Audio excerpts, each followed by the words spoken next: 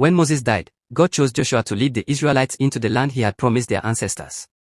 Joshua was not a man of many words, but he was full of courage and faith. He had seen how God parted the Red Sea, how manna fell from heaven, and how his presence guided them as a pillar of fire by night and a cloud by day. Now, he stood before a new challenge, the fortified city of Jericho. Jericho was not like any ordinary city. Its walls were massive, thick enough for houses to be built on them. The gates were tightly shut because the people inside had heard how God dried up the Jordan River for the Israelites to cross.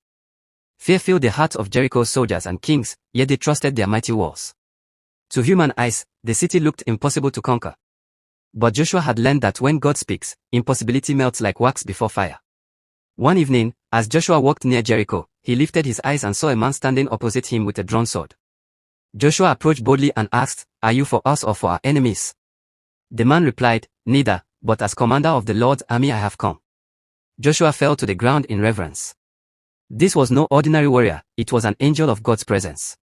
The commander told him, "Take off your sandals, for the place you stand is holy." There, Joshua received divine instruction for the battle, a plan that sounded strange but required absolute faith. The next morning, Joshua gathered the priests, soldiers, and the people. He told them God's command: for 6 days they would march around the city once each day in silence, led by 7 priests blowing trumpets of ram's horns before the Ark of the Covenant. On the 7th day, they would march around the city 7 times, and when the priest gave a long blast on the trumpets, everyone should shout with a great shout. That shout, Joshua said, would bring down the walls. At first, many must have wondered how walking around walls could cause them to fall. But no one dared question God's word.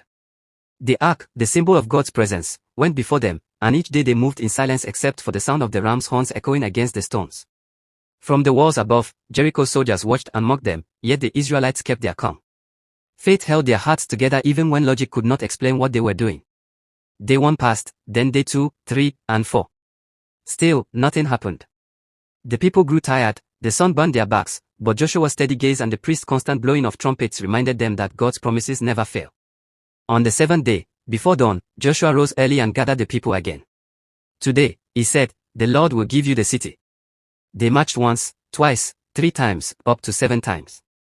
Then the priest blew the trumpets louder than ever before. Joshua raised his hand and shouted, "Shout! For the Lord has given you the city." The people lifted their voices with a thunderous cry that shook the air. Suddenly, a rumbling began, the earth trembled beneath their feet. Dust rose, and the mighty walls that had stood for generations cracked and crumbled like dry clay. Stone by stone, the walls fell flat, leaving the city open before them. The Israelites rushed in and took the city, just as God had said. Only Rahab, the woman who had hidden the Israelite spies, and her family were spared, for Joshua had ordered her protection according to the promise.